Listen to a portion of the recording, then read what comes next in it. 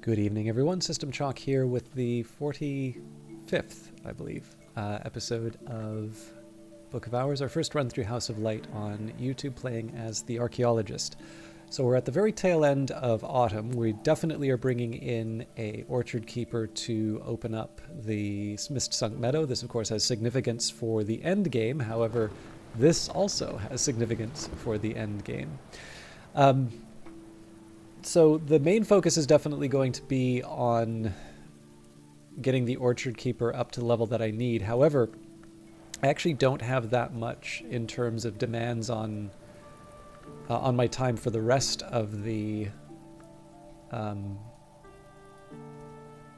the rest of my activities. So I'm going to try and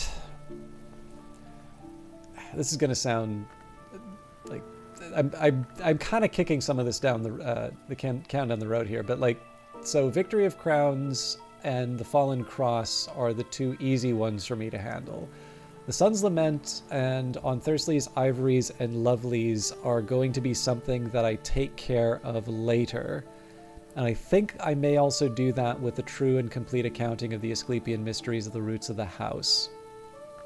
I'm not opposed to it, but some of these I'd like to have a little more clarity in terms of what I'm going to be committing to the Tree of Wisdoms before I make a hard decision. But there's no reason for me not to do Victory of Crowns. We've already got the Edict Marshal. We're really ready to go on that.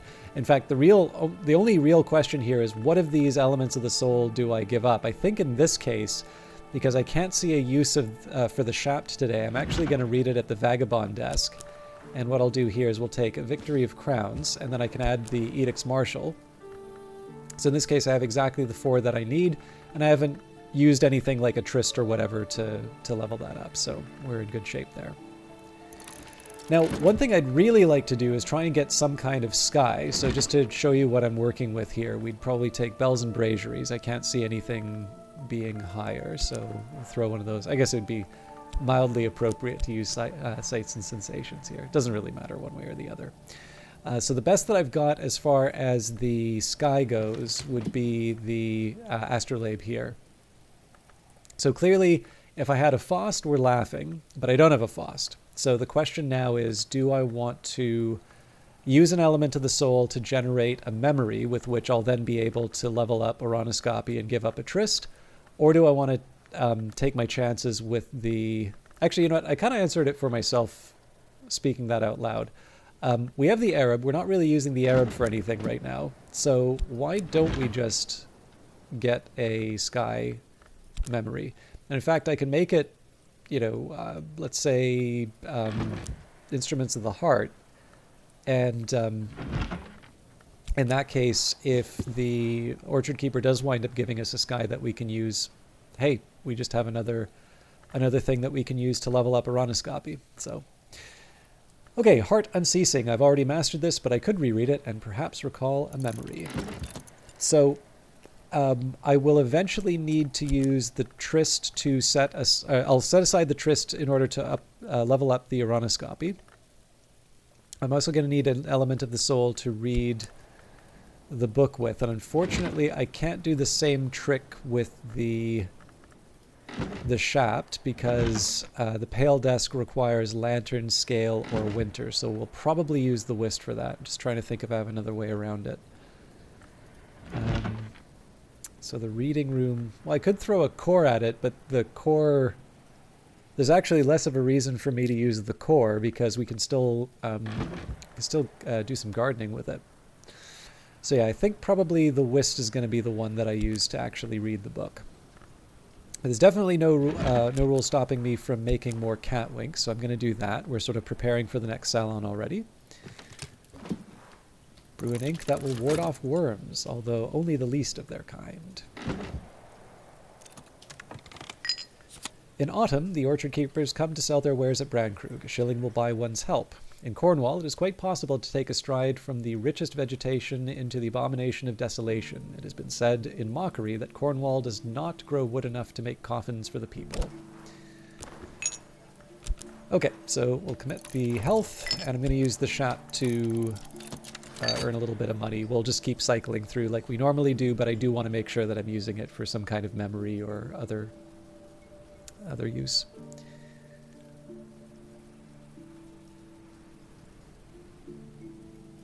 I should also remember at some point to try and use Mr. Kill to open up the echoing chamber, because having Nona's desk would be very helpful, particularly in getting rid of some of the curses.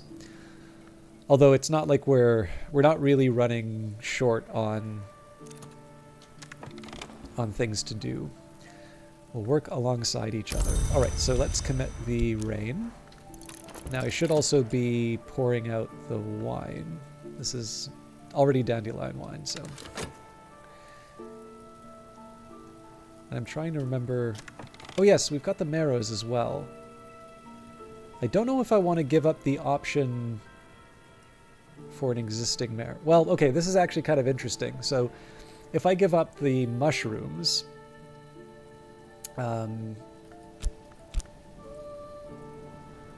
technically giving up the alcohol that I would use to produce these as well. So I think what I'm going to do here is I'm going to use the core to identify this as a marrow. This is a marrow. Promising.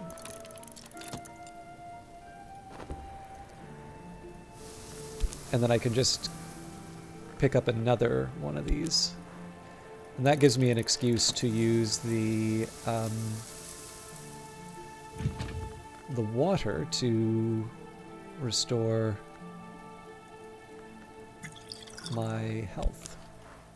A quick nap in a warm bed with something comforting to drink while the winds chase the clouds and the clouds chase the sun.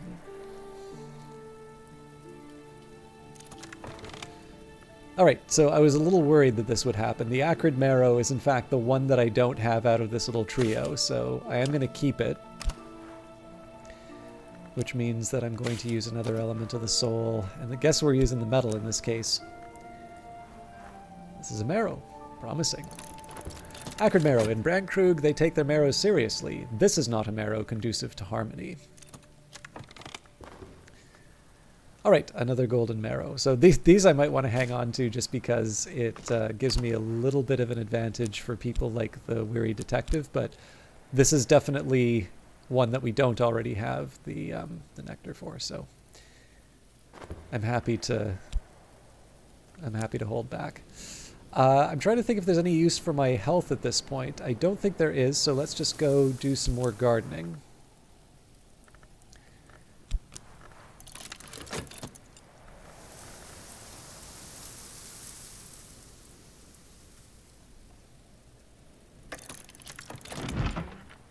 The Instruments of the Heart. Sister Isabel, then precentress of the Abbey Church of St. Brendan's, engages in dialogues with a heart-long of a kind called Duendrazon that has taken partial possession of her body. The Duendrazon, like all its kind, usually dwells in the Mansis, but can enter the physical world by manifesting as music and take possession of a willing or semi-willing mortal who hears and loves that music, like Isabella. Isabella records her dreams of the High Mansis, where she is accorded the Duendrazon status and titles. In return, the Duendrazon enjoys what it calls Sejura, a welcome oblivion. Our mostly blessing is that we may never cease, except in Sejure. There is something more that Isabella refers to as the Sejura Magna, but she laments that her Duendrazon will not tell her exactly what that might be.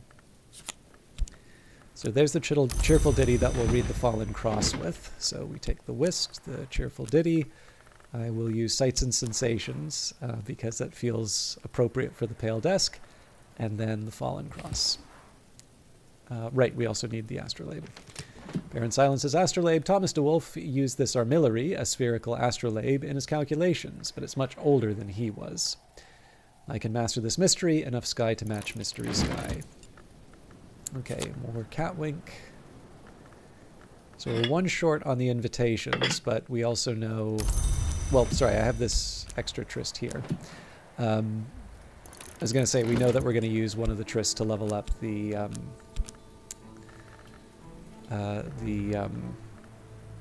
where is it? Aronoscopy.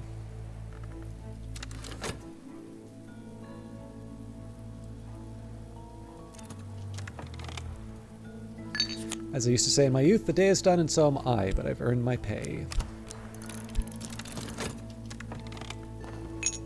Let's take advantage of the weather while it lasts. Okay, so let's hand off the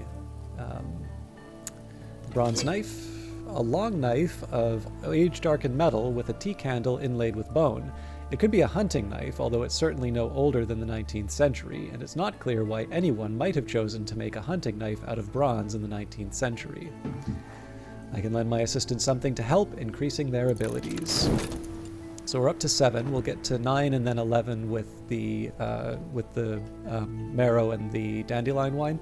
At that point, we'll be able to use the Orchard Keeper to generate some memories for us. Although, again, the main memories that I wanted are ones that I'm already generating. That was just a practical matter, but still, if I can preserve a couple of items just for either making something new or for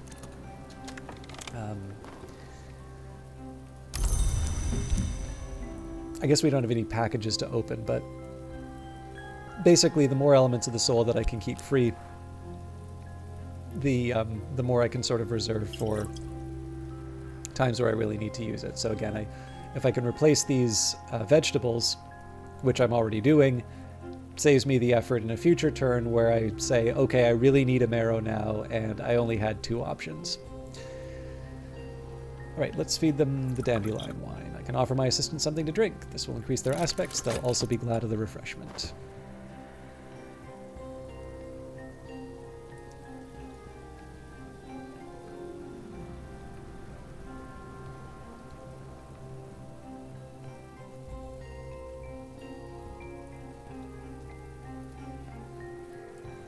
For some reason, I always thought the eggs had nectar, but there's no reason for them to have nectar.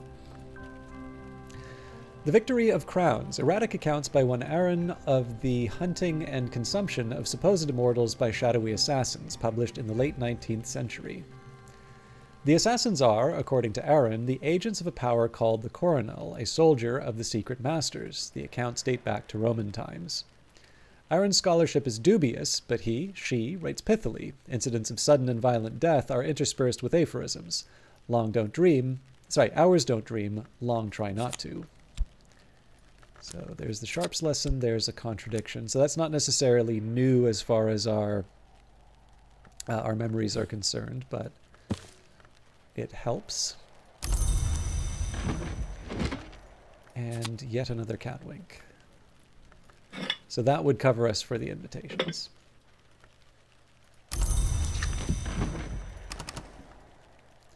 Now, it did just occur to me that I actually don't need anything else for the memories as far as Aranoscopy is concerned, because the contradiction will be sufficient. We only need 1 memory to be able to level up Aranoscopy, and for that we only need Moon or Sky. So we've already got what we needed. Let's bring this in here. Acquire Sharps. Use this lesson to acquire a new skill.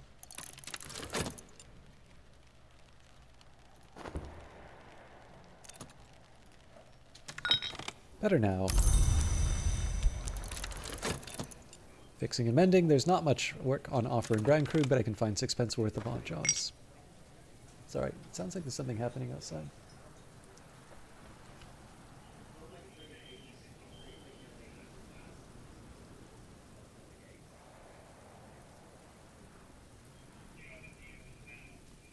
Sorry about this. There's a fire truck that came up in front of the building, and I'm hearing the walkie-talkies and things like that. So I may need to... I'm going to try and keep going, but I'm just going to take the headphones off. And if I need to end this abruptly, you'll know. You'll know why. Sorry. All right. Nice drop down to the Russians. So one last one, the Golden Arrow. In Brandkrug, they take their marrow seriously. This is accounted a beauty among its kind. I can offer my assistant something to eat. This will increase their aspects. It's also just friendly.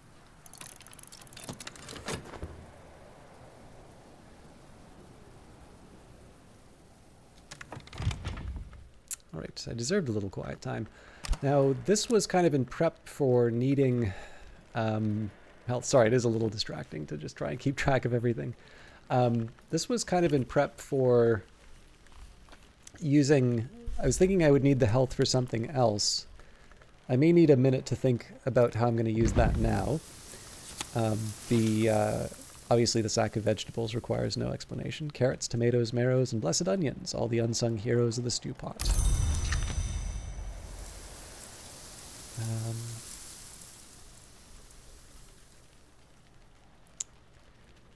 I've already got the water drawn up.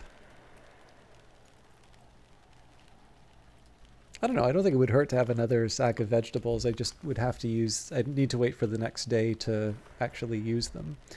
Alternatively, I could go to Crowcross Sands or the moor.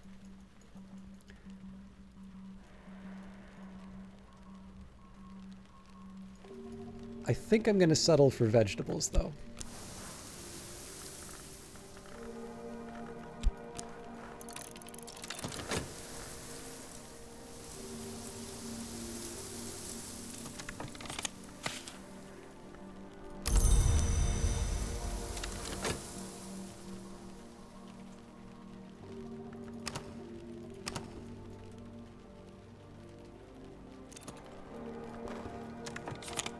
Another leaf on the Tree of Wisdoms. Sharps, knives, dangers, and things out of place. So obviously one small drawback of going... So this is always a debate that's kind of bugged me as far as strategy games are concerned, where they kind of talk about, well, do you go wide or do you go tall? And I'm not really in a position to talk about the design of games, but I've always sort of felt that this sort of sometimes reflects maybe a shortcoming of the other games that people are using to make those determinations. Because in the end, it would be nice if you don't have to choose between one of those two. Like you shouldn't, I feel you shouldn't have to pigeonhole yourself into one of those two approaches. And you can sort of see how in this game, the way that I'm treating the books, you can kind of see that there's a small analogy. Okay, looks like the fire truck's going away too, so I think we're good. The challenge that I'm running into here is that I have a very broad number of skills now. Very few of them are actually helping me out in terms of being able to read certain books, and in fact, because they're so low, I don't even necessarily get much in terms of being able to level up the skills with them. However, I do know that they're going to eventually become useful to me as I start committing them to the Tree of Wisdoms. And so, again, I can go wide. I can sort of start bringing up the floor, and that is a little bit of a longer path, but it'll start paying off once you start seeing sort of what happens with resurgences and emergences and how locking that in is sort of narrowing the path for all of the others, right? So every other skill that'll be going into preservation can now go up one. But it does carry with it that sort of penalty of having a bit of a slower start in terms of reading certain texts.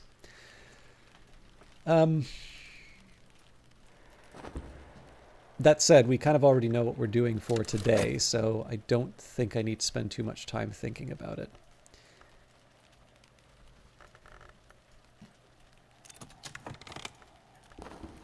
All right, the sustenance has boosted their aspects appropriately. Now, I suppose the question I'm running into here is what reason do I have to send the Orchard Keeper, or to keep talking to the Orchard Keeper? Why do I want a memory from them?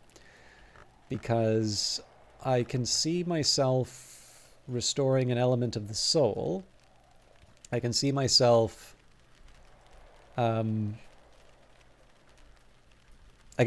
doing a lot of different actions, but the one thing I can't see myself doing is using something that will require a memory.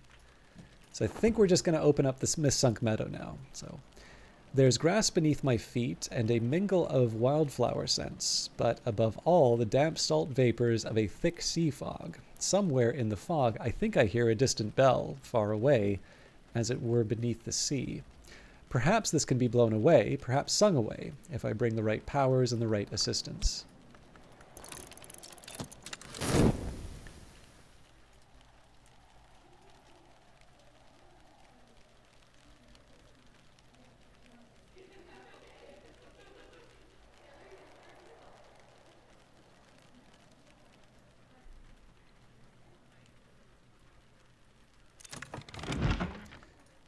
The Fallen Cross, in which Julian Cosley, Magus, Immortal, Occasional Anarchist.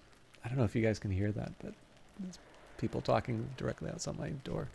The Fallen Cross, in which Julian Cosley, Magus, Immortal, Occasional Anarchist, argues that through language, the carapace cross decayed to seed the lives of our ancestors.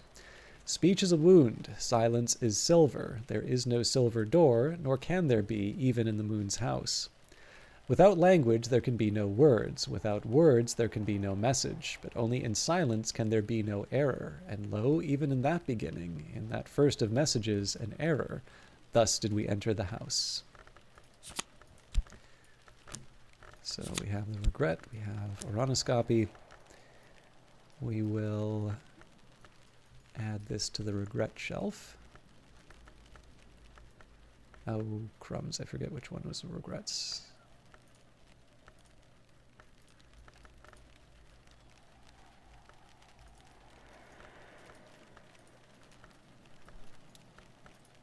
Oh dear, all right. I don't think this is gonna cut it.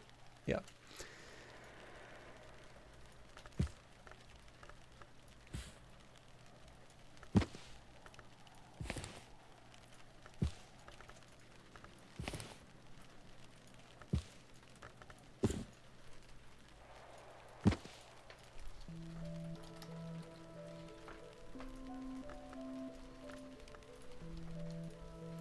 New shelf.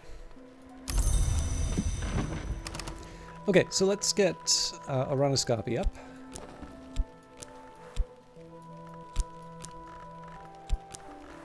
There's always more to learn. Improve the skill to level 2 with this. This will increase its aspects, which will help with crafting and make it suitable for higher branches in the Tree of Wisdoms if you haven't already committed it. Okay. So the real question here is what I want to do with the sweet bones. So I think there is some sense. Let's think about the Salon for next season. I don't have any books that I can really read credibly.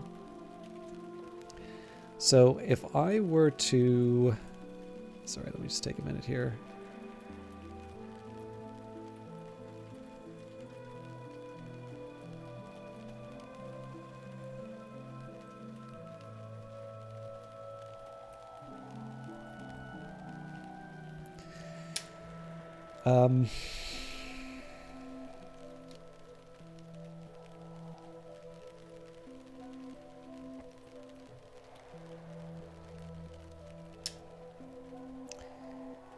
If I try to go for the same group as last time, so we would have Strathcoin, and the other thing that I can say too is, would I want to do the same?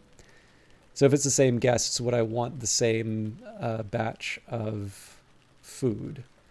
So Strathcoin, we'd give beef. Wakefield would be a pale marrow. Schaller would be boiled egg. Daymare game chips, and Corso jumble. I could switch it up, I guess. If we gave Corso the golden marrow, then we could try and do some kind of meringue or something with winter for Wakefield. I don't know, it'd be kind of fun to change it up a little bit. As far as the pheasant goes, oh, we did have extra pairs.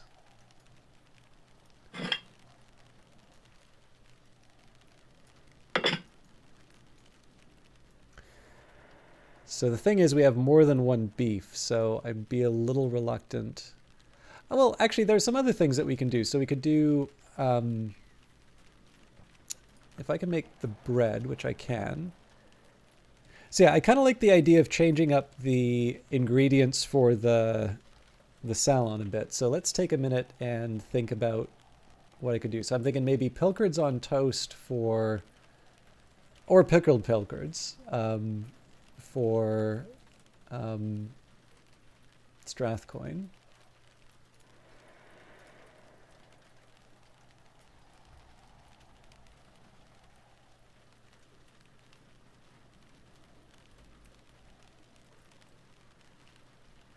Yeah, let's actually try pickled pilchards.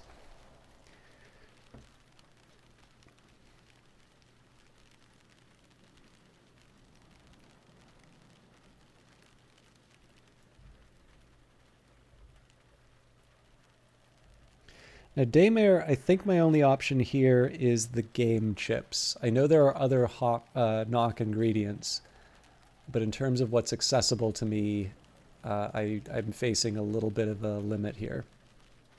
So for knock, we have Game Pie, King's Luck Pie. Oh, actually, you know what? So if I'm, yeah, so if I'm not,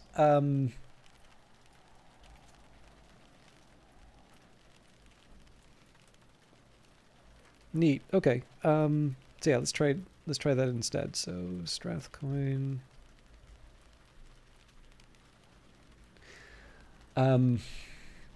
So for Daymare, let's try the Game Pie.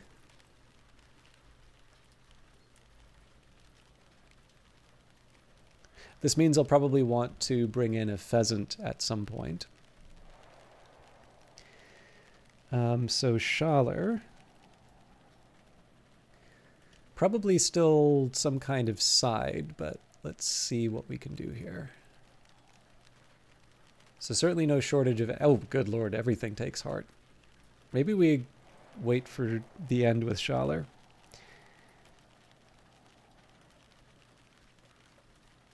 Okay, so we've got Strathcoy, Daymare, Schaller, Corso, and Wakefield.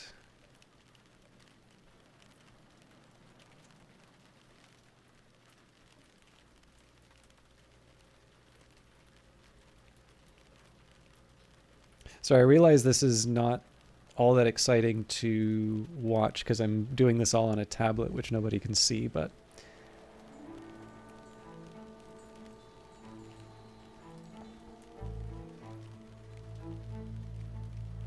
Okay, so I've got Strathcoin, Pickled Pilchards.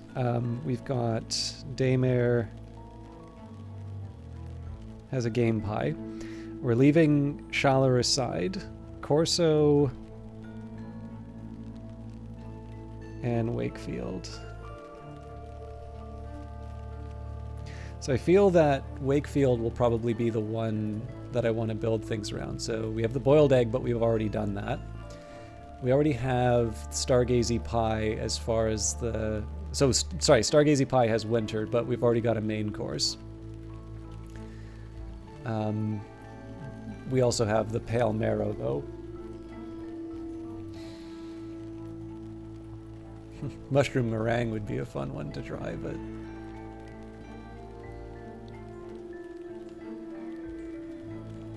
let's do roast potatoes.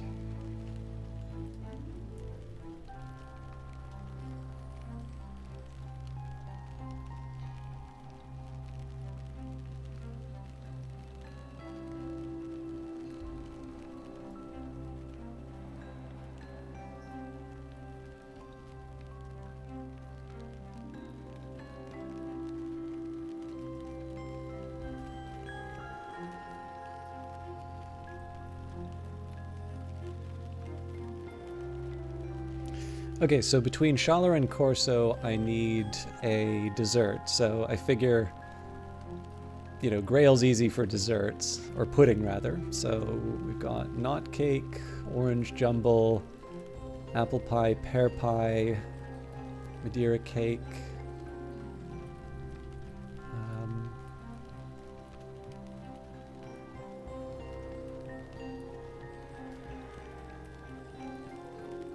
Did I make... I feel like I've made fudge which didn't get used. Am I missing that?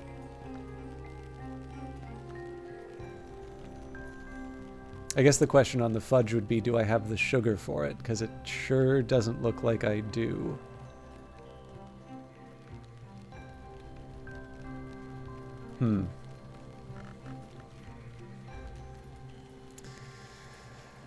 Okay, I don't remember if plum croutons have Grail or not.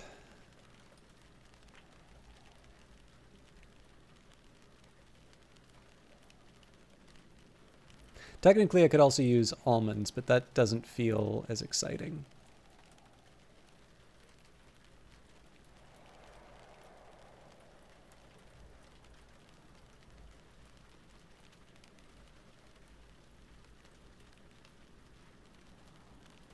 Plum croutons does. Okay, so let's try... I've never actually served plum croutons.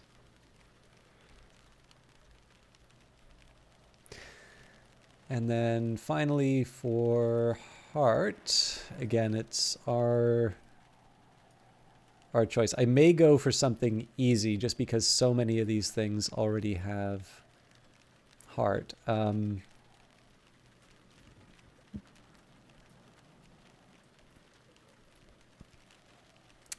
God, what do I want to do here?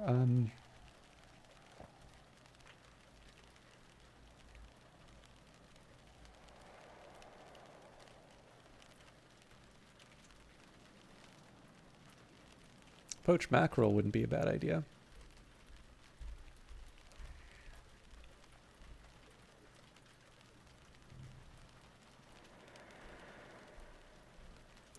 Okay, so sorry, that took me a bit longer than I was planning. So Strathcoin, we will get pickled pilchards. Daymare will make a game pie.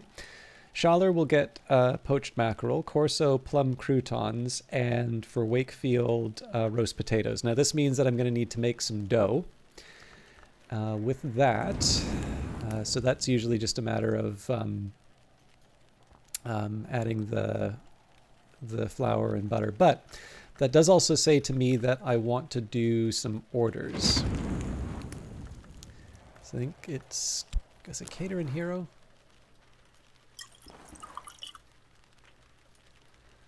Yeah, so in this case we'll do 2 flour, 2 butter to make up what we... I'll actually do 3 butter just to even it out.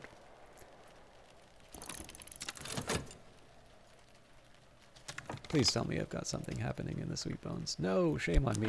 All right. Definitely gonna get started on cooking.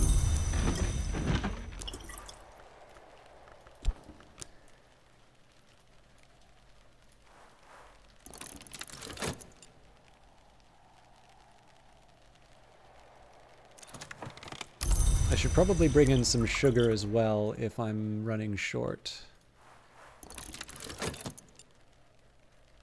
So I'll just double check that we're short on sugar.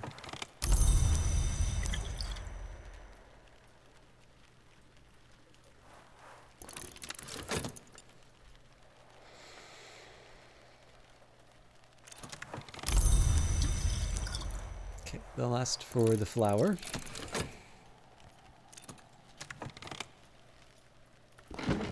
The skill is now level 2, its power aspects have also increased. Consider the star. Hath each star its 7 names. Observe that these names are never shared. Thomas DeWolf.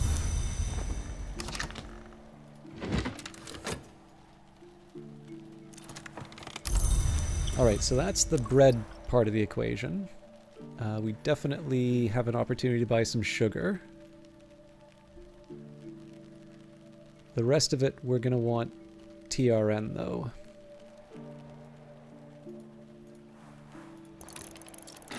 So I'll order at least 1 sugar, but I think probably... Yeah, I'm thinking maybe we go for 4 this time, even though it'll be hard to store it all.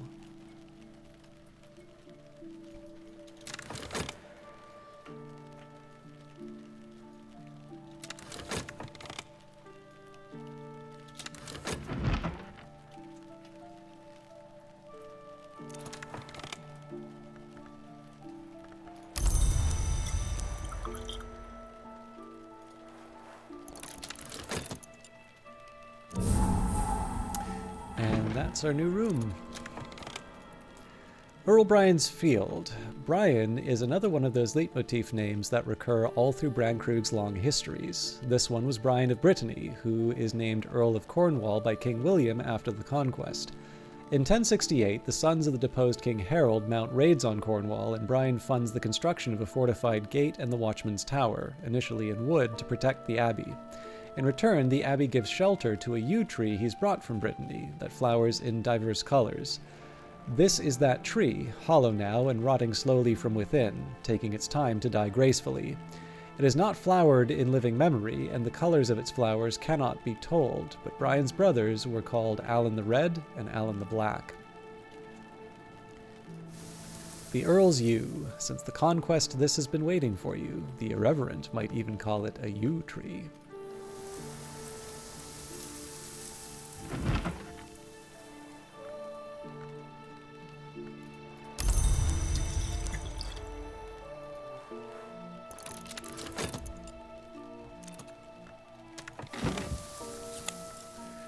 Carrots, tomatoes, marrows, and blessed onions, all the unsung heroes, the stew pot. Let's see if we can fit this anywhere in the room. No, we cannot. All right. So I guess you have to go into the cellar. Although I'm going to try that one more time just because it was a little weird to get that on the table. All right. I tried. I think I'm going to leave it here. I know we've got a little bit of time left for the day, but I got distracted partway through.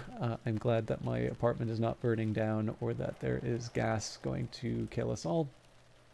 But I should probably just stop trying to salvage this one and get ready for tomorrow, the final one for this week. There's not a whole lot that I need to worry about. I'm only really going to have one element of the soul that I get back for creating food. But the good news is that I am doing a slightly more complicated salon in terms of dishes this time around. So we're going to be making bread. Basically, there's more intermediate steps. And it's funny, right? Like, technically, you'll see that with the salons I've been doing, I've been taking shortcuts. I've been doing the things that require the sort of the smallest number of steps, but I don't always feel that that's the most satisfying way of doing it. Like, sometimes it's fun to make some of the more creative dishes, so I wanted to try and change it up a little bit. But of course, all of that will be handled in tomorrow's episode. So thank you very much for watching, and we will see you in the next one. Take care.